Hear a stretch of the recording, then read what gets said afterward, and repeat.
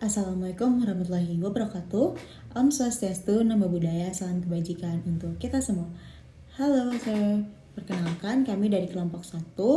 Di sini kami akan membawakan presentasi yang berjudul Analisis Manajemen Operasional Pemesanan Makanan pada Bento Kopi Jatinangor. Slide selanjutnya adalah anggota. Anggota kami beranggotakan 3 orang. Yang pertama saya sendiri, Fladia Bunga Bidara, dengan NPM 1203042300083. Dilanjutkan ada Aura Nasya Ramadhani dengan NPM 1203042300033. Lalu dilanjutkan oleh Della Cynthia Maharani dengan NPM 1120304239541. Selanjutnya adalah manajemen pemesanan.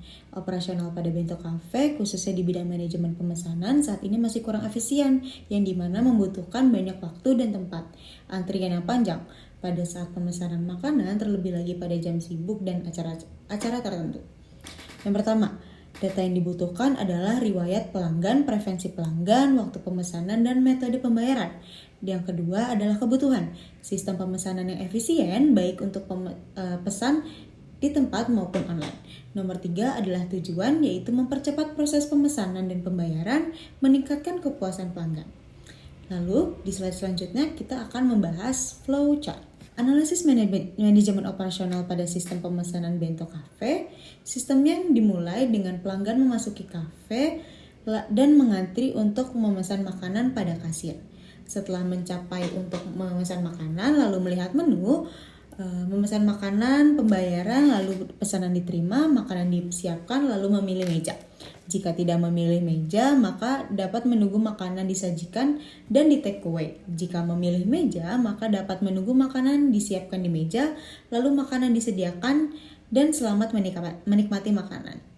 Dalam operasional pemesanan yang sudah ada ketidakefisienan di mana pelanggan akan mengantri panjang untuk memesan makanan, terlebih lagi dalam jam sibuk dan acara tertentu, yang membuat tidak efisien waktu dan tempat.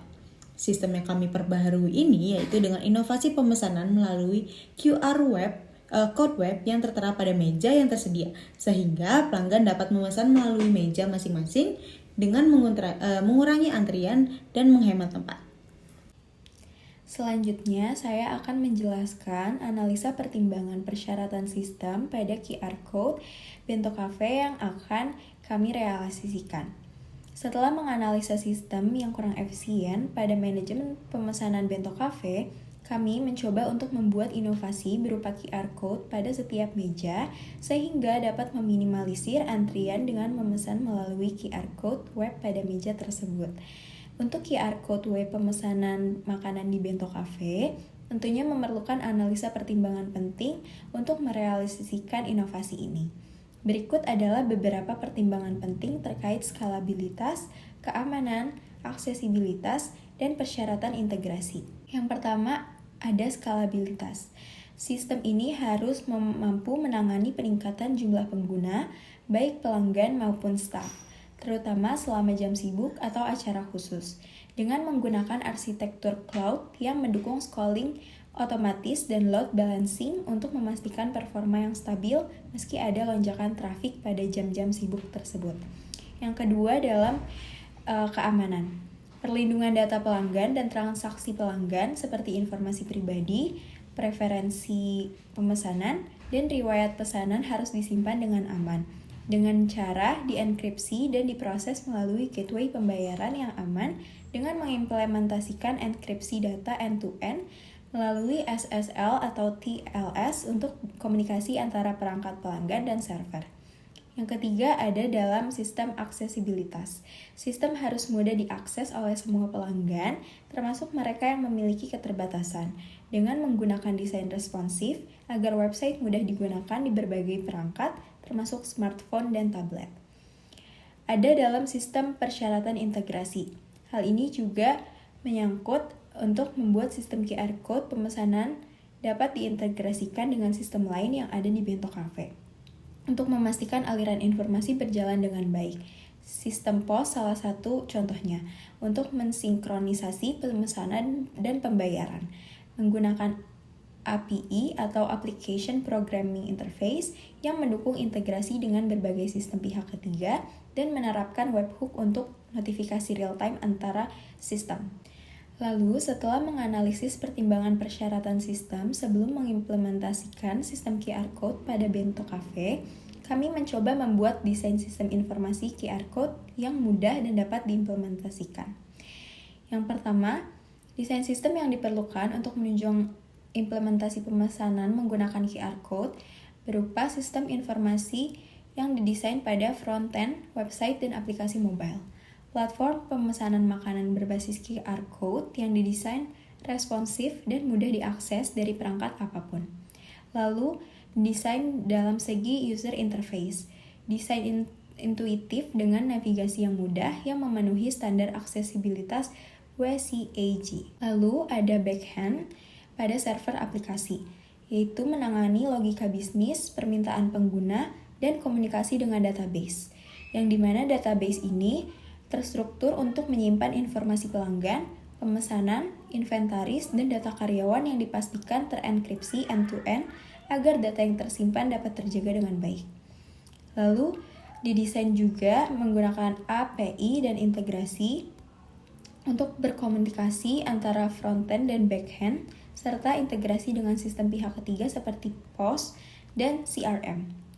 Ada pula webhook untuk notifikasi real-time antara sistem seperti pembaruan status pemesanan. Selanjutnya itu adalah sistem pengelolaan data untuk memastikan sistem informasi bisnis yang diterapkan oleh Bento Cafe tetap menjaga data privasi pelanggan sesuai dengan regulasi yang berlaku. Pertama, yaitu adalah kebijakan tata kelola data, di mana pengumpulan data hanya untuk data-data operasional seperti nama, kontak, data pesanan, dan preferensi makanan yang dipesan oleh pelanggan. Adapun pelanggan harus mendapatkan transparansi di mana pelanggan mau diinformasikan tentang data yang akan diambil. Selanjutnya itu adalah penyimpanan data. Data pelanggan yang disimpan harus disimpan dalam database terpusat yang dikelola dengan baik dengan backup rutin untuk menghindari kehilangan data. Data sensitif seperti informasi pembayaran, di end-to-end, dan saat disimpan. Selanjutnya yaitu adalah akses data. Kontrol akses data berbasis peran RBAC ini sangat penting, di mana hanya pengguna yang berwenang saja yang dapat mengakses data-data pelanggan tertentu untuk menghindari terjadinya penyalahgunaan data pelanggan. Selanjutnya yaitu adalah proses jaminan kualitas data. Untuk memvalidasi data, validasi input setiap data yang dimasukkan oleh pengguna divalidasi untuk memastikan keakuratannya seperti validasi format email dan nomor telepon. Hal ini apabila terjadi di masa depan, maka pelanggan dapat dihubungi dengan mudah. Selanjutnya itu adalah pemantauan kualitas data. Pemantauan secara real time menggunakan alat pemantauan untuk mendeteksi dan mengatasi masalah kualitas data secara real time dengan menerbitkan laporan berkala tentang status kualitas data untuk identifikasi area yang perlu diperbaiki. Yang ketiga yaitu adalah kepatuhan regulasi yang relevan. Identifikasi regulasi yang berlaku baik secara internasional maupun lokal untuk mengidentifikasi semua regulasi internasional seperti GDPR dan lokal yang berlaku untuk pengelolaan data pelanggan. Selanjutnya itu adalah pelatihan dan kesadaran karyawan. Pelatihan keamanan data ini perlu diberikan untuk seluruh karyawan agar mereka dapat mematuhi regulasi yang ada. Rencana implementasi sistem informasi bisnis QR Code website Bento Cafe. Rencana implementasi untuk sistem informasi bisnis berbasis QR Code Bento Cafe ini mencakup langkah-langkah pengembangan sistem pengujian, pelatihan, dan implementasi serta mempertimbangkan jadwal waktu, kebutuhan sumber daya, dan resiko yang mungkin terjadi. Yang pertama yaitu adalah untuk pengembangan sistem. Ada pula langkah-langkah untuk pengembangan sistem ini. Pertama yaitu adalah analisis kebutuhan dengan mengidentifikasi kebutuhan bisnis fungsional dan didiskusikan dengan pemangku kepentingan untuk memastikan semua persyaratan sudah tercukupi. Yang kedua yaitu adalah desain sistem dengan langkah-langkah desain arsitektur sistem dan berbasis data. Langkah kedua itu adalah membuat prototipe awal untuk memvalidasi.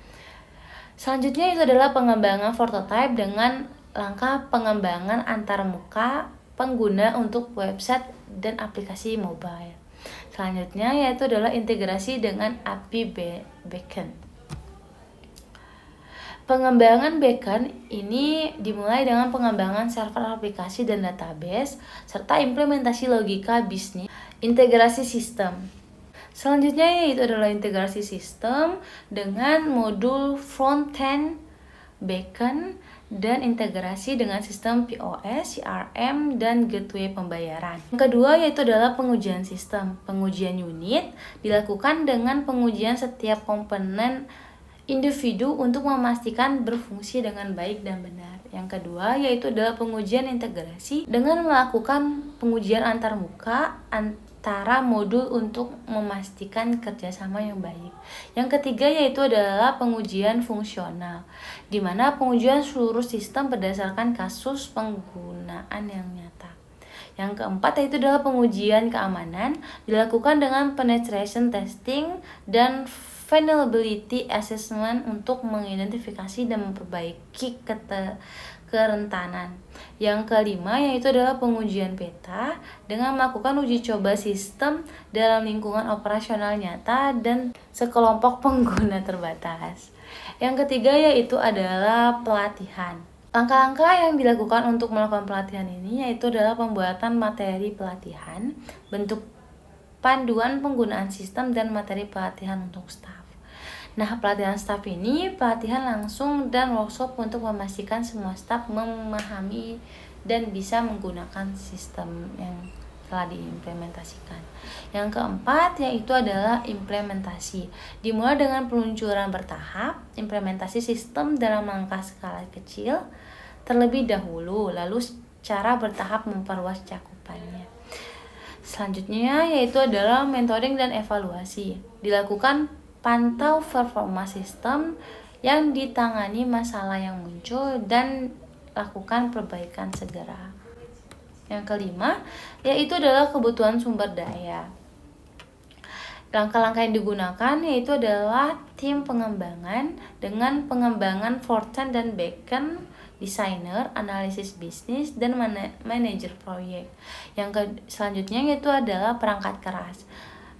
Perangkat keras ini dapat menggunakan server, komputer, dan perangkat mobile untuk pengujiannya.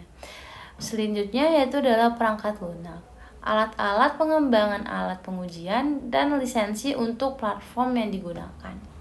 Berikutnya yaitu adalah anggaran biaya pengembangan, pelatihan, serta implementasi yang dilaksanakan oleh Bento Cafe. Selanjutnya yaitu adalah resiko dan tantangan. Resiko dan tantangan teknis yang dihadapi dapat diberikan solusi yaitu melakukan pengujian menyeluruh dan digunakan teknologi yang telah teruji. Selanjutnya yaitu adalah resistensi staf. Yang diberikan yaitu menyediakan pelatihan yang memadai dan libatkan staf dalam proses pengembangan. Selanjutnya yaitu adalah masalah integrasi, diberikan solusi, lakukan pengujian integrasi secara menyeluruh dan siapkan rencana cadangan. Selanjutnya itu adalah kepatuhan regulasi, dengan solusi lakukan audit regulasi secara berkala dan pastikan kepatuhan dengan regulasi yang berlaku.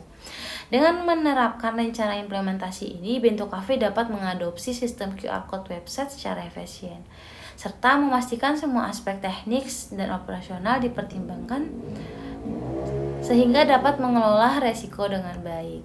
Sekian presentasi kami dari kelompok 1. Wassalamualaikum warahmatullahi wabarakatuh.